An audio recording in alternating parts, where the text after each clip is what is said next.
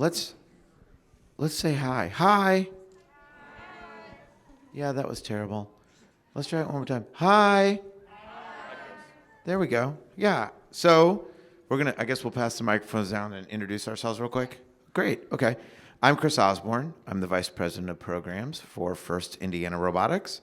So I oversee all K-12 programming in the state of Indiana. So we run all of First, which is really crazy awesome. And if you have not done this yet, the FLL Explorer Room is just right over there. And they are just, without a doubt, the cutest kids on earth. And if you can walk through there and not leave like choked up and almost crying, you're not a human. So yeah, definitely please stop by those little Explore kids. They're awesome. But yeah, so I started our student board when I first got the job in 2017. I'm a former teacher, and I was always involved in all sorts of stuff, from coaching soccer to student council rep and model UN and all that. And so when I got the job, I had asked my boss, I said, oh, great, what's this and who's that? And oh, where's our student board of directors? I'm sorry, our what? Our student board of directors. Oh, we don't have one of those. Oh, well, that's going to change. So we got going, and we've had a couple of evolutions. We can talk a little bit about that later. We've kind of evolved, and I'm really kind of happy where we've landed now, and you'll meet some of our awesome student board members as well as the South Carolina folks, and we'll be able to answer your questions. So off to Roman. My name is Roman Contreras. I'm the Vice President of FTC for the Indiana Student Board. I'm a junior from Crawfordsville, Indiana. Yeah. What team? Team 535 Tobor from Crawfordsville, Indiana, the oldest FTC team in Indiana. I'm Audrey Henning. I'm from Las Pumas, Team 2197. That's FRC.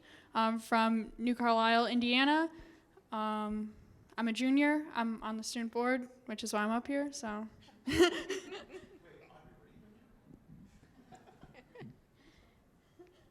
All right, I'm Dr. Trish Hayner. I am president of First South Carolina and been doing First for about 23 years in various roles. But we started this organization, First South Carolina is fairly young. It's only about 18 months old. And our students came forward and said they wanted a voice on our board. And I was like, all right, let's do it. So you'll hear some great kids over here too. Hi, I'm Emilia Buongiano. I'm a sophomore in high school. I'm on the FTC team 16126 and FRC team 3489. I am one of the founders of the First South Carolina Youth Advisory Council, and I'm handing it to Swan. Hi, I'm Swan. I'm also in 16126 Pintist FTC team, as well as 3489 Category 5. I'm also one of the founders of the First South Carolina Youth Advisory Board Council. I'm Yak. Hunter. We call it the Yak. Yes, the Yak. I'm Hunter. I'm on FTC team 11454, the Penguineers. I'm a more recent addition to the council, so I haven't been as long as some of the founders over here, but I'm also here to sort of provide my input and talk about it as well. Hi, I'm Catherine Zindy. I'm a first senior mentor for South Carolina, and I'm an FRC alum of Flash 1319. And I've been a coach for FRC and FTC, so I know the value added having folks like this being a voice on their board in their individual states. So I'm excited for all the hard work they're doing. Hi, I'm Trevor Langley. I've been involved in First since I was 7 years old, and I'm a junior now on FRC team 5188 from Terre Haute, Indiana. I'm on the Indiana Student Board of Directors. I just somehow found my way on this end of the presentations. So now I'm excited to get started. All right, so Lori, do you want to start? And we're just going to lead off with some questions and have you answer. So part of the reason why this session kind of came about was we had several different proposals on student boards or student advisory boards. And one of the things that we're finding within First is the benefit of those. So one of the things we really want to cover with these groups is why did they start?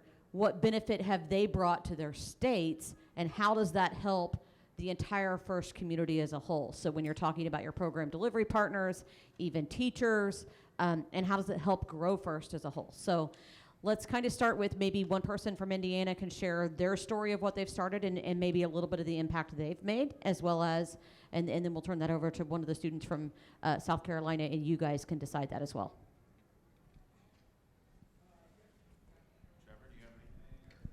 Yeah, sure. So one thing I'll talk about that I've done as part of the student board of directors is so on our student board, aside from helping with first events, we also have our own initiatives that we work on.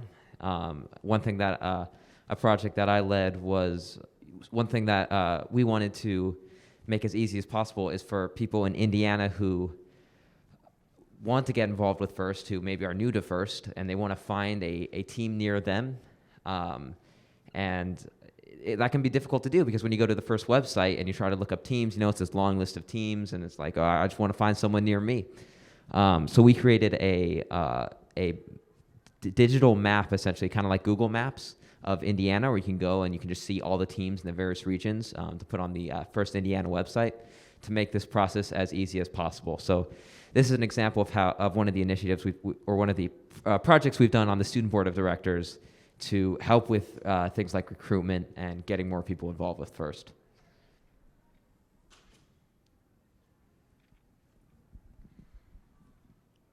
When it comes to the First South Carolina Youth Advisory Council, we are fairly new. We're going to hit the 1 year soon on it. We wanted to start it because we noticed that there was a lack of student leadership in our state when it came to First, and we felt that we could bring our teams closer together if we created a council where people from across program could come together and talk about the issues in First in South Carolina and how we could make a change in them and bring things closer together. Like, we have initiatives based on the pipeline in our state going from FLL Explore to FRC and how we want to bridge that gap.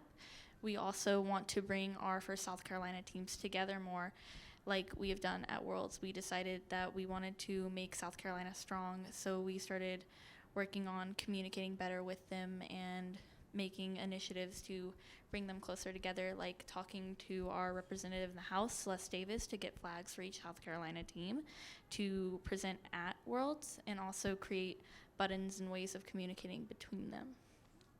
Have anything to add? Do I just talk about initiatives? I don't know. Did I cover it? Okay. Okay. So the next item I think that a lot of student organizations run into is, how do you get started? How do you decide who's going to be on the organization?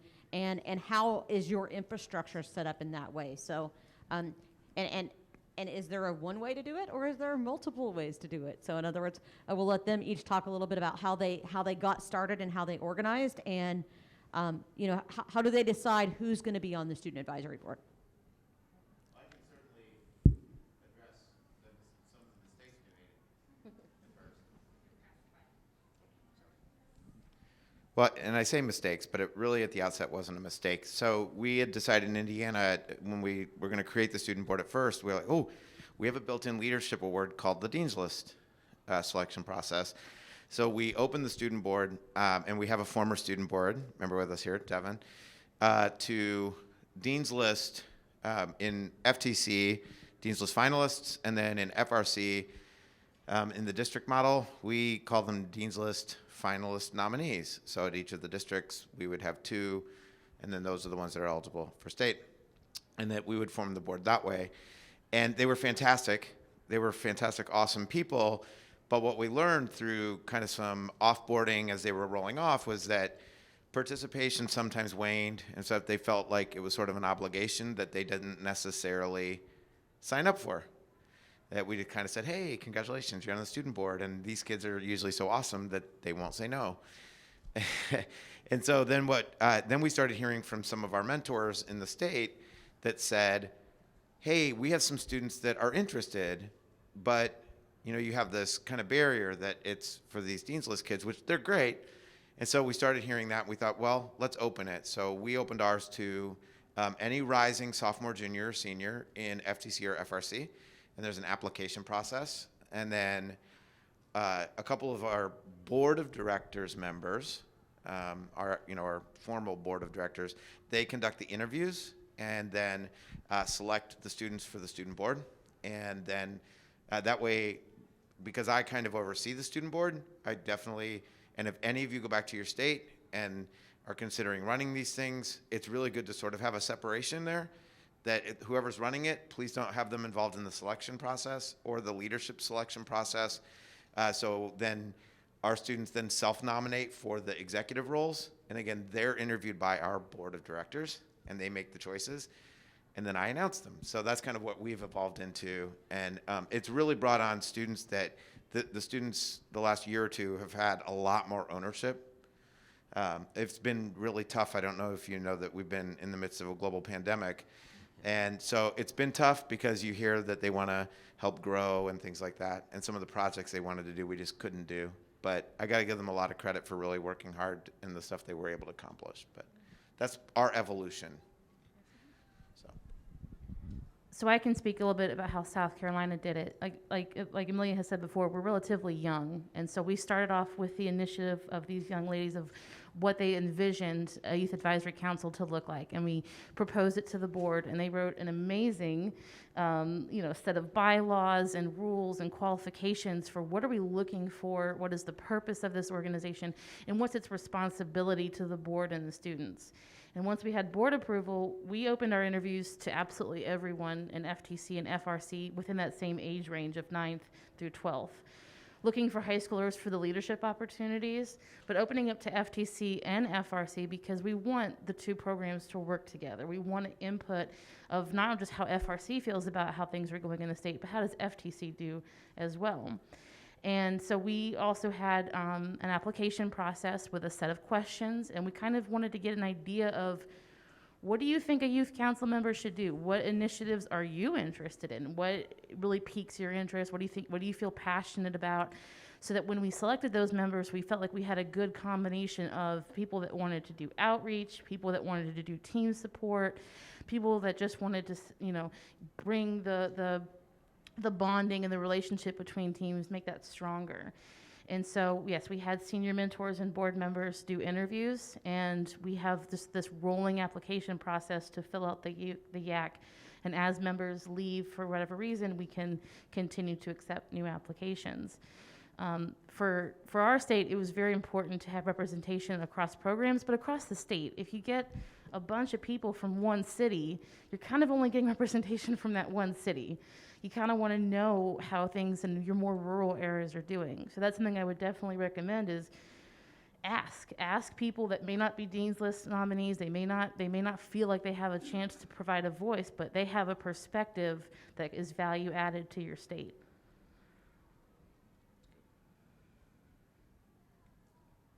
Okay, so I think the next item that you might want to consider is so you've talked a little bit about a couple of the projects, right?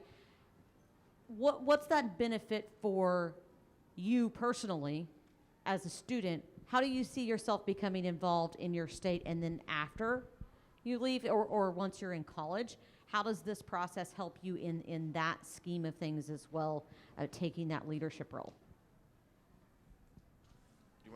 We could have, do you want to talk a little bit about our big meeting in February and maybe how that's impacted you? Or So for the Indiana Student Board in February, we had a meeting with our governor, Governor Holcomb. And during this meeting, we were really trying to push to show the importance of FIRST and why we want more funding for this and what the benefit of it is. For me personally, being on the student board has gone from me joining kind of an after-school club and doing robotics into showing why it's important and showing how real change can be made through government, not just in a small community, but how what we're doing is going to make a real change to people all throughout Indiana or throughout the world. I just kind of say the same thing, is that it really gives you a way to see how FIRST fits into the global community, that it's really not just something that is just an after-school club, that it's something that has real impact on our government, and then you can use those skills. Like, it's a big experience going into the governor's office and talking with, that large of a government official, and so that's also an important skill I felt that I learned, was being able to communicate like that. When it comes to the benefits of it going into my future, I do find that I'm learning how to organize people and delegate tasks.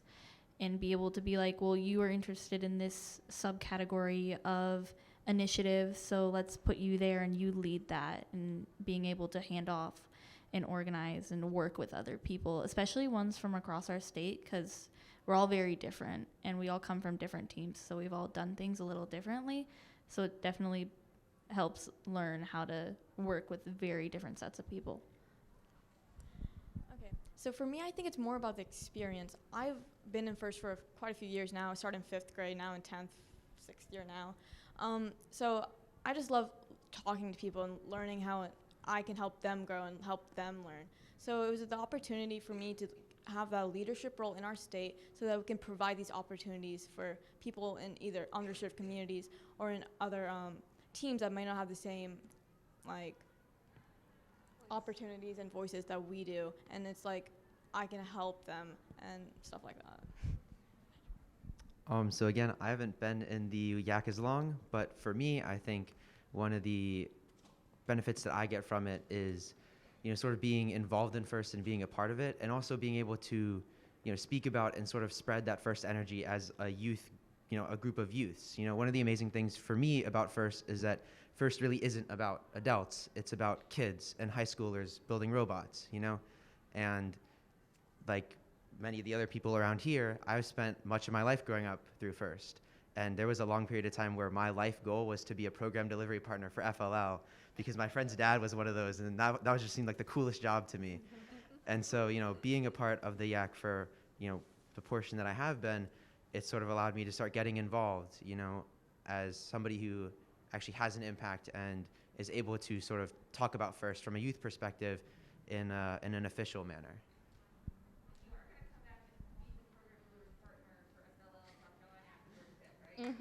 Yeah, definitely. I'll say, as a first senior mentor, the thing I really appreciate about having their voices is it has been a long time since I was driving a robot for an FRC team. I'm not going to put the name of the game. I'm not going to age myself, but it's been a very long time. And so as a senior mentor, I'm always thinking, how can I help teams? What are the issues that my teams are facing? Is it technology? Is it training? Is it money? Is it just, we're all just we need some spirit? Like, what is it?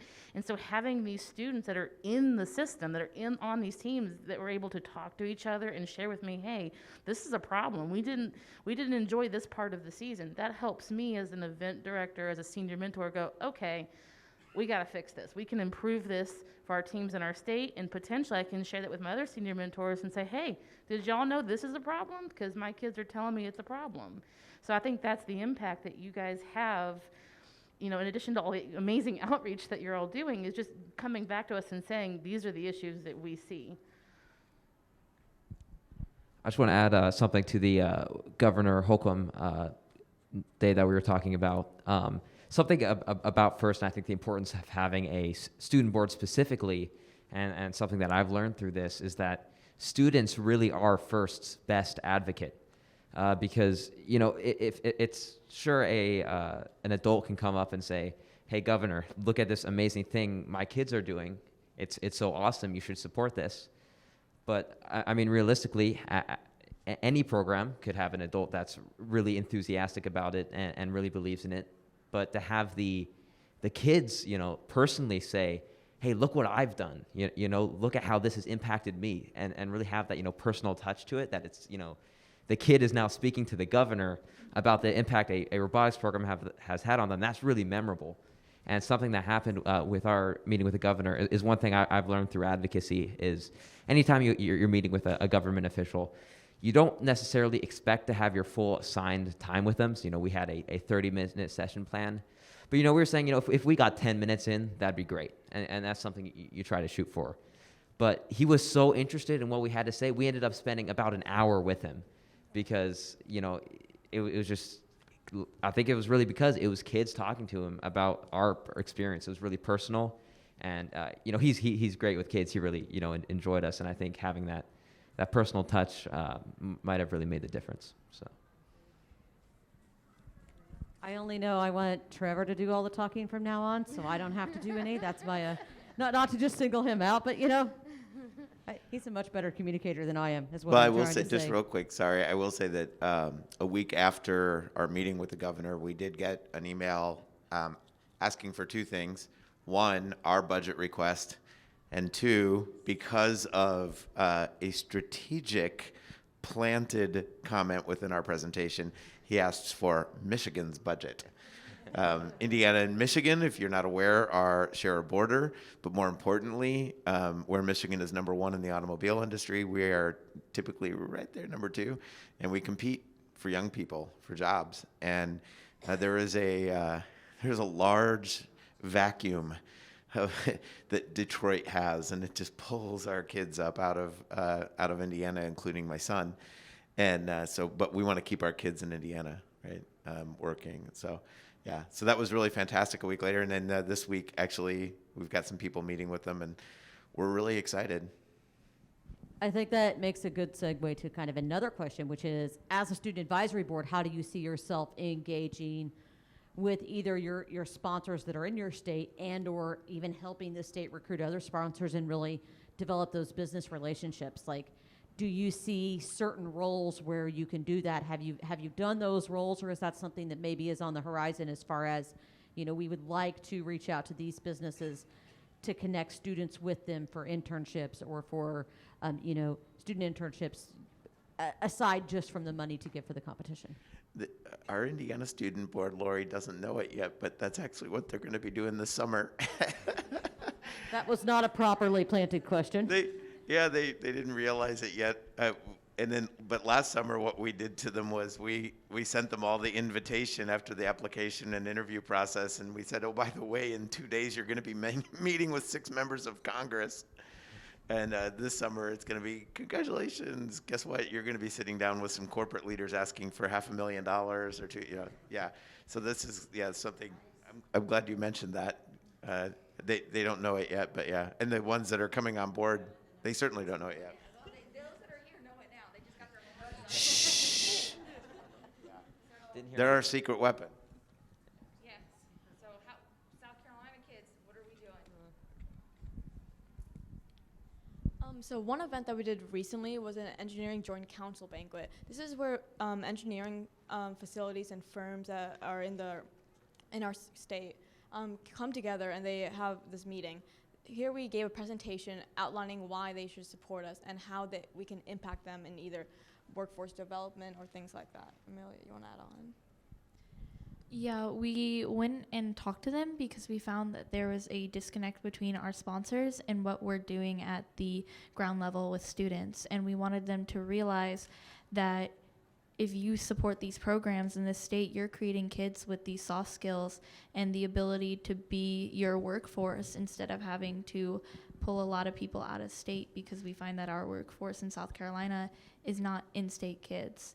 So we really wanted them to realize this is what's First is doing, and this is why you need to support it in our state. This is why we need you to sponsor our teams, our organization, be our backing. Is that it? Yeah. Okay. We're going to continue to work and engage with sponsors. We are fairly new, so we've been looking into ways to do that. We connected with our House of Representatives person, Celeste Davis, and she wants to continue building a relationship with us, because she wants us to be those advocates for STEM education in South Carolina, right? Celeste Davis is chair of the Education Committee in the House of Representatives. So she's a really good connection, and she just put forth a STEM bill, which we have a meeting next week on, Dr. Hayner and I do, to figure out how we're going to support that STEM bill. So, and they will, directly be involved with some of that.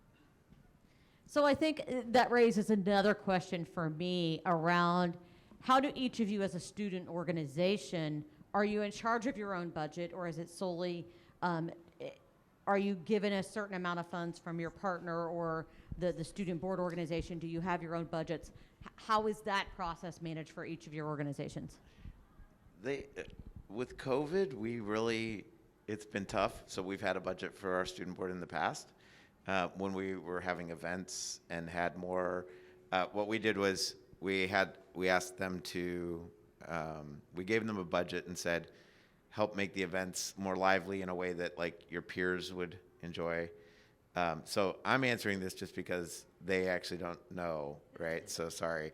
But what we've done is, and I think as we continue to evolve, I think we're going to do more of having them control a chunk of a budget, but we've just been able to internally budget and plan for like the advocacy events and paying for that, and our State House Day, bringing them down, and then getting them polos and things like that. But yeah, but then when they have asked for a few things here and there, we try to make it happen. But yeah, that's another evolutionary piece. Yeah, it's similar for South Carolina. So our Youth Advisory Council has the liberty to request funds for special projects, but a lot of the projects that they are doing are already planned for and expected by the board. The board says, here we have the money. We might even have the date and location, but we have no idea what to do or who to send there. And that's where the Youth Advisory Council can step up and say, we'll fulfill that. So I don't know if we have an exact line item for them, but like I said, a lot of the stuff they're doing is in the strategic plan for First South Carolina anyway. And so we have like that sort of good relationship. The Youth Advisory Council has one member that attends every board meeting. And as well as a first senior mentor, I attend to give an update for the Youth Advisory Council. Here's what they're doing. Here's what they need in terms of budget needs. So because we're communicating so frequently with the board, it's a very good relationship. And I think that's the most important part of a Youth Advisory Board and the Board of Directors for a state, is that you have a very strong, frequent communication with each other so that you understand the issues and the immediate budgetary needs. Yeah, there's a bit of there can be, depending on the structure of your board, if you have a nonprofit in your state or region that's running your first programming, whether it's just FRC or all programs, there can sometimes be a disconnect in the board of directors to the student experience. And I don't mean that in a bad way, it's just because sometimes the people serving on the board might not be alum, and they might be kind of higher level. They might be a university president, or a chief operating officer of an engineering firm, et cetera. So having those student board representatives at the board of directors meetings to speak on behalf of the students is really important for them to hear, because those folks don't always have the flexibility to get to every event. And so to hear from the students is really important. And they do value the youth piece of what we're doing. So it's also really exciting for them. Our board members have said that they really enjoy interacting with the students in board meetings. And it's such a good experience for them to sit in a board meeting and hear some of the high level discussions and understand how an organization like ours is run. I think piggybacking off of that just a little bit, one of the things we might consider for a broad audience, we know First has a lot of different scenarios across the country in terms of how your local region is organized, whether you're in a league situation and who's your partner. Do you even have a board? So what would you recommend to, let's say you're the average coach, or maybe even the average student that's on an FRC team that says, I want to start a board in my state. What process should they consider going through to maybe start that process, and or what's that thought? Granted, every region is different, so take this with, you might need to do additional knowledge. I guess is the best way to say that, or do additional research for your area. But what recommendations would you give them to start that process? Well, I would say if you don't know your first senior mentor in your state, get to know your first senior mentor. Get to know those people that represent you, the program delivery partners, the first senior mentors. That information is available on the First Inspires website. If your state doesn't have its own individual website, First does provide the contacts for your state. So I would say first reach out to those folks and see, maybe they have a board and they just haven't got it rolling yet. They just don't have it advertised. But first senior mentors are there to support not only your organization, but each and every individual team and student. We're here to support you, and we can take those ideas that you have, including starting a youth advisory board, to the PDPs, to whatever organization is running in your state. So get to know your FSMs. Yeah, and then just kind of thinking about where you're all from, if you're FRC, there's, with the different models of competition, if you're in a regional model of competition, chances are in your state or nearby is a regional director. That regional director might also be another good point of contact. Especially approaching them about creating a student board, there's win-win. So if they seem to be hesitant, say, hey, by the way, if we form this statewide organization, a student board, folks, we can we can help you bring more sponsors in. We can help you. We want to grow this. We want to make our event bigger. We want to make our state bigger in FRC and, growth and things like that. Anytime you can help them help grow first and you can help, it's a win-win. I suppose there might be hesitations. I mean, there's always hesitations. Oh, this might be something else I have to manage or do. So just always try to figure out what their hesitations may be. Ask them what would be, your hesitation of having a student board, and then work through those hesitations with them.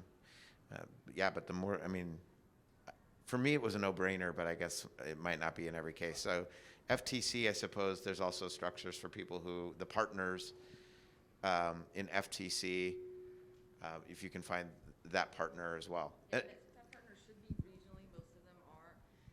The other key component is going to be making sure you get the backing of a nonprofit. Yeah, if you can get the backing of a nonprofit. Backing of a nonprofit or setting up a nonprofit that's going to be able to work with you on this, because a lot of that key component of giving donations and working with you is having a 501(c) status. Right. So for South Carolina's case, we have our 501(c), our board, our youth board can work underneath us. I'm assuming First Indiana has their 501, your youth board works underneath. Yep. So if you're in a territory where you find that your PDP is just this lone individual who is just operating and does not have a 501(c), okay, I'm talking to the mic now so you don't hear it. If you're in a territory, you find that you have a sole PDP who is basically operating like a sole proprietor and they're delivering the program, one thing that you guys can do as students is look into your territory's laws for starting a 501(c). Believe it or not, it's not terribly difficult if you get the right people at the table, which is typically going to be an accountant, and then find a friend who's a friend of another friend that's a lawyer. Between the two of those, you can actually get a 501(c) under your belt pretty easily. And so that's going to be the other important component. You don't have to be a program delivery partner to have a 501(c) that has the mission of supporting FIRST programs in your territory. I'll give a really good example. So we have our board and we have our youth advisory committee. We have another 501(c) whose mission is to support FIRST teams, Young Scientists of South Carolina. We get a lot of donors are coming in where we can't operate as a pass-through, but we can send the donors over here. They work with Young Scientists to help support our teams. And that's another way that financially we can sustain the teams in South Carolina. And Emilia sits on the board for that nonprofit. So you've got to be creative and innovative on how you tackle the hurdles that you're going to find in your territory when it comes to setting up one of these councils. Yeah, another thing to look into, and Lori, by the way, is probably really knowledgeable about this stuff. There are organizations in the United States that are called CTSOs. They're career based. So you've probably who's U.S. based, U.S. students. Okay. Any CTE teachers in here? Okay. So students okay. You've probably heard of FFA, HOSA, DECA, TSA. Skills USA. Yeah, these are CTSOs. So these are actually student organizations whose funding comes through federal money called Perkins. And so schools can reimburse. They can actually that's why the CTSOs in your school, if they lose their teacher sponsor, they don't fall apart because the principal can hire a new one, and because those salaries, things like that, are offset by Perkins money. South Carolina and Georgia, FIRST is a CTSO. And so we're in the infancy in Indiana and working on that to try to get to that status as well. But getting a student board in place is kind of a key piece. So if you're all thinking about that, if by any chance you're also involved in any of those organizations, start asking those organizations, how do you form? How does your state level form? You all look at other robots and figure out, how can we reverse engineer that? Go ask other statewide organizations how they're doing things and reverse engineer it. So I have a question for you. Are there any students in here that actually do TSA or Skills USA or any of those programs? You don't have time, so you're like, no, I'm not involved. Do your schools have those? Roman does it. What do you do, TSA? Oh, you do? Oh, okay, yeah, he's in CTE, okay. You're just in a CTE course? Yeah. Okay. How many are in a CTE course? A career and technical education course? Or you may or may not know if you are. Okay. So One of those things is if you're in a career and technical education course, you're going to have a teacher that's consistently probably pushing you, do Skills USA or do TSA, right? That's because they're paid to do that. They're the coach for that. Our part of this whole goal and this whole, big pie in the sky is for us to be able to be on that list as first, because we believe first should have that choice. This came about just a little bit of story behind me. I used to be a CTE teacher. I was actually a state FFA officer when I was in high school. I became an agriculture teacher, and then I taught both in an agriculture program, and then I started my own STEM program in my high school. And I became really passionate about this because I had a kid come to me and go, I was forcing them to do TSA and robotics at the same time. I was in a small school district of about 100 kids. And they were like, why are you doing this to us? And the kid came to me and he goes, why are we doing TSA? He goes, if it's supposed to be about leadership, we don't learn that many leadership skills in TSA. We learn a ton in first, and we're stressed out and we're worried. And I realized I didn't have that choice. And so I started seeking answers as to how to give my students that choice. And that's kind of what led to this today. And it is possible. We've got to get 15 states on board to actually change that coin to get on the national list. So we will slowly get there. But it takes that little spark in each and every school district for that student to say, why am I doing this, and how can I change it? Aside from the CTSO route, the Student Advisory Board really, really does benefit your state and it benefits your region. I think the other thing that we didn't quite touch upon, probably because most of these students are young yet, is this aspect of if you're going to your PDP and putting this out there, if they realize they're growing and they're engaging the Student Advisory Board, then it's going to go to a college or university in their area, and they're going to start a little alumni group or club in their college or university. And that alumni club is then going to come back and volunteer for first events. That cycle completes. The more they're engaged at this level, the more they're going to continue to be engaged once they get into high school, because they're going to want that engagement once they move on. Even if you're not on a student advisory board, go do that when you go into college, because it's going to greatly help keep first going in the long run. So I think we're about at a time where we should open up questions to the field and ask any of you guys, do you have questions for these guys about starting this and the process and anything else maybe that we haven't already covered? Okay, so my question is for the adults, though. So you talked about there's money for projects for the kids. When you talk about that money, is that only from donation money, or is there a portion of what goes from first to your board of directors and then, right? Sorry. You want me to take this, Trish? I'll take it. Or Chris, me and Chris both. We're both laughing. So I will say we get a pittance, or I will call peanuts, from headquarters for the number of teams we have registered per program. And in FRC, in our case, is regional. We get nothing for our FRC teams. So the funding that we have comes from us. We have kind of three buckets. Of course, fundraising, anything we do, grants, we write grants. So these initiatives will be written into grants, and then donor relations. So anytime we're building donors, that's our three buckets in our revenue cycle that will help fund these teams. We do not look to headquarters for support in that area at all. So, Chris, you're laughing. Ditto. Okay. Yeah, I was going to say, Want to add anything? Or did I cover it? I was going to say, a lot of our sponsors have these initiatives, like Floor is a huge sponsor for us, and they'll come and say, hey, I'm going to have this huge Imagine Upstate STEM Festival. Can I set up a huge tent, and can you bring some kids and some robots? Well, they're paying for it.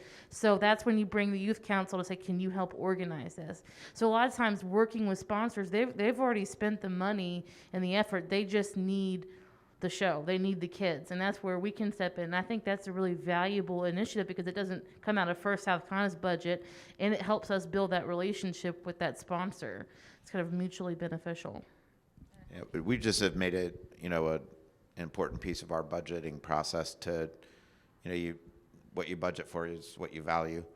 And so, budgeting for our student board and, especially things, it might seem silly. Hopefully it doesn't seem silly because you all understand branding and things like that. But, investing in the polos and name tags, and it's not a cheap expense, but it's important. So when they show up at events, they look very professional, and similar and all that. So yeah, making those investments is important. Believe it or not, there are some states their CTSO requirement is what is your business attire. So a polo Yeah. and khakis is a perfect example of that. And that's a good. I like the polos and khaki. It's I think for them anyway. I don't know. Do you guys like the polos and khaki? Yeah. I wanted bowling shirts, but no, I'm just kidding. Any other questions? Yeah, so I was wondering, sorry, my voice is really dead from spirit and that kind of stuff. I was wondering, number one, how can you tell if there already is an organization in your state? And then number two, for when you're starting an organization as your state, in your state, like, what's some advice to get that off the ground? So what state are you in? California. Okay, yeah, I don't think there is one. No, I don't think there is one. No, but we can take Does, we does can talk to California, Dave the Bergeron. question is, does anybody in the room know, does California have a regional director? Are they all, or Oh, are yeah. they different, two different regions? Dave's here.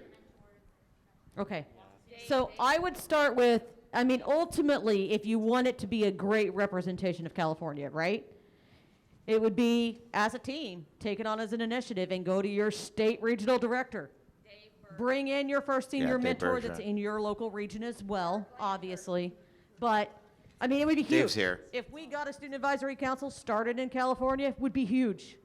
It would be a great model for the rest of everybody else, how you can do it in different geographical regions with a huge, broad group of kids. Not that, you know, South Carolina or Indiana isn't huge, but it's like the state of California is a lot bigger. Yeah. But I think that's a great representation. And yeah. And I love to see the collaboration. No, it's okay. Oh, we're You know planning. what? We've got planning going on over here. And All you've right. got the rest of us, you're like, oh, we're interrupting. But really, the rest of us are going, they're collaborating. That's so exciting. Sorry. Yeah. Nice. Okay. I want you to do one thing also. If you want help from headquarters on this, just from that advice standpoint, you can write down my email.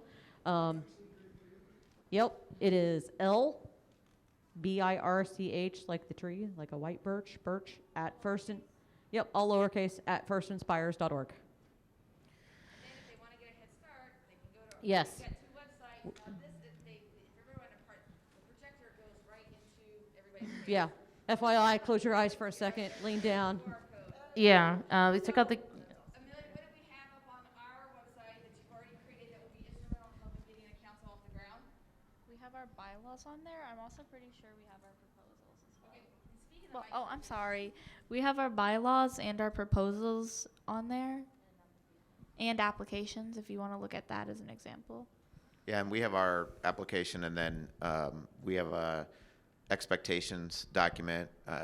We did the other piece too is the students have to. There's an expectations document that they and their parents have to sign, so that their parents understand. The other thing that I learned after year one was also keeping their mentors engaged. So really staying in contact with their mentors is important because if you don't, sometimes they can disappear on you. I don't know if you all know, but after like January 8th, their lives get busy. So sometimes it'll be like, hey, Frank, haven't seen Audrey for, I'm just kidding. Audrey always shows up. I'm just teasing Audrey, but that's just an example. Like if Audrey missed a meeting or two and I'm not hearing from her, it's really great for me just to be able to say, hey, Frank, I haven't seen Audrey at a meeting. And then all of a sudden, Audrey will be like, oh, gosh, I've been so busy or whatever. So, Well, Yeah. I'll say, you know, first of all, please contact your first senior mentors, especially if you know who they are, because this kind of initiative is exactly what first senior mentors are like living for. I was so excited when they suggested it and asked for it, because that's exactly the kind of stuff that us mentors want to do for you. So please do not hesitate to reach out. Another thing for communication, we use Discord. We have like our own little Discord server, and so that's a. And I know FRC and FTC kids, they're on Discord all the time. That's a great way to share documents and communicate. But your state may have its own form of communication. But when you first start meeting as a council, make that decision. Say we're all going to use Discord or we're going to use Slack. so that you have that internal communication. And keep your senior mentors or whoever else, whatever adult is on the council with you, keep them in the loop. So I'm in the Discord server, so I get all the fun little messages, and that helps me moderate and say, okay, this is what they're talking about, this is what they need. So yeah, look at all those different communication types. Awesome. I'm really passionate about this type of thing, and I would really appreciate any advice or any information you guys had on like how to get stuff on the ground. So if I could get those contacts like from you guys, you know, so I could reach out to you guys, or even just be on the Discord server, maybe that would be like great. Yeah, we can also get you invited to, our meetings are on Zoom, because again, our students are from all over the state. And I won't speak for our student board, but I'm sure they would be more than glad to have you on one of their calls. And then you can ask thank you guys. Yeah, I would really appreciate that. We've collaborated with the Ontario Youth Council on projects, which is also fun. I think the Project Green, which is an environmental project. And one thing I'm really proud of with our student board this past year that they decided on was to address mental wellness and suicide prevention. So they worked with the American Federation of Suicide Prevention, and we've provided information at all of our events, and have had students approach me and thank me profusely for having suicide awareness at our events. And I'm just like, please go tell your student board, because not that I didn't want to provide that information, but it was our student board that said, we need this. We need this at our events. It's been really bad couple of years. And also teenagers, it's the highest suicide rate. Unfortunately, in the state of Indiana, it's our highest suicide rate. And so making more people aware of that has been something that I've been really proud of them for wanting to openly address. I have a question. Is this on? I think No. No. Come on, Lori. I'm working on it, sorry. Well, no, he was talking to this Lori. Lori Langley. Lori Birch, you're fine. Lori Langley over here is the troublemaker. So I don't know if we've. There's your two QR codes. Indiana's on the right, South Carolina's on the left. We just have it moved up so you can't really see the icons. Thank you. I don't know if we've talked about the size of the student board, but you obviously can't have such a large board that that you have representation from every team on it, probably, or you wouldn't function terribly well. But what have you done to try to be that bridge to, say, teams who don't have representation on your board? Have you found creative ways to communicate? I know there's all sorts of privacy issues with FIRST where you can't share contact information, but how do you communicate with the teams and be that voice for teams? I will say that, like, personally, this is, I can't speak for, like, how the rest of the members of the board joined, but I was volunteering at our state competition for FLL, and I was approached by Miss Buongiano, who walked up to me and said, Hunter, have you heard about the Youth Advisory Council? Because you might want to look into it. And I said, okay. And then I looked into it. So it doesn't necessarily need to be, you know, something where you're like, have like necessarily like a formal pipeline of communication. But a lot of it, I think, or a good portion of it can be done sort of informally, making sure that you're talking to teams or announcing it at competitions. That's something that goes a long way. Like, I mean, right here, we're just sort of having a conference about it, but we've had students and people come here and attend who want to learn about it. And so, you know, if you announce it at a competition or talk about it, you will definitely get representation from different areas, because you'll have, you know, students who are passionate about it and care and want to join and participate. Also, I don't know if this is working, but at several of our Microphone test. You just gotta talk into the mic. They're challenging like that sometimes. Also, at several of our competitions, especially at our state competition, we had roundtables. So we talked about issues such as women in STEM and different business plans that you can follow. So then other teams can send anyone they want to go to these roundtables, and then we can talk about what we know and really share all of the ideas within the state. Another thing I've found is not even just doing it through the student board, but taking members and going out into their communities and doing it through there. You know, getting student board members to talk to their community or other teams and being able to find out, you know, what are some issues you have, because students are most likely to complain to other students. They're going to say, you know, this is bugging me.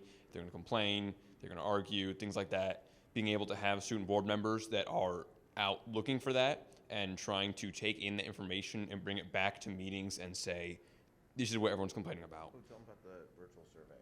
Oh, so one thing that we've tried to do, especially a lot of FRC events, is using QR codes and posters to try to have surveys to see how students feel about having virtual pit interviews. So myself, along with Luke, another member of our student board, vice president of FRC, we've gone not only to made several different versions of posters with QR codes trying to get people to scan, but we've gone through including them into the pickup envelopes that every team gets. We've gone to each individual pit, trying to get people to sign up for it, putting them on posters, and then along with going to our teams or our members of the student boards and having them go out to their teams. So not just as a student board collectively going out and saying it, but as individuals from the student board going into your community and figuring out what problems are there that we need to solve. What did you do with that data when you got it? We're still collecting it, but they're going to report it to our board of directors. So FRC in Indiana, just so y'all know, was all virtual judging and then in-person competitions. So we didn't do judging at the competitions in person. So they wanted to collect information on how the teams felt about that, and then we're really interested in the data coming back. I think our goal is to go back to full normal functioning events, but you just never know. So I'm excited to find out the data. I think the other option there is to be able to have, like you said, you can't have every school district, but you can, and one of the things that Indiana does that's kind of in their expectations and that Chris kind of mentioned earlier is if you're a Dean's List nominee from your chapter or your school or your team, you can potentially apply to be on the board without actually filling out the application. You're invited to interview. You're invited to interview. Yeah, I'm so sorry, you I didn't mean no, that. I didn't. No, that's good. I'm glad you mentioned that. Yes, so FTC Dean's List finalists and FRC Dean's List finalist nominees at the events when they're named are given an invitation with a code it's a shorter application. It's essentially just their name and parents' contact information. And so it's just a direct invitation to interview. So they don't have to go through the application process because they've already gone through quite a bit of interviewing. Again, I was going to say, it's very important to have an adult present at those board meetings, whether it's a board member or a first senior mentor, because as a first senior mentor, I have access to those databases and the contacts that they don't. So if they can give me the survey, they can give me the message, and then I can relay that to teams via email. Social media is obviously a big one. So, the youth council is meeting, but as long as there's an adult there from the board, they can help facilitate those data privacy concerns to get that message out. I think that's a really important asset to the organization. Yeah, if we're not always at the meeting, then they get me a list of what they need, right? If it's, hey, can you send this out to all the coaches, or hey, can you? Yeah, it is important because their plans are only as good as their ability to get them out in front of everyone, and it's tough. I will bring you a mic.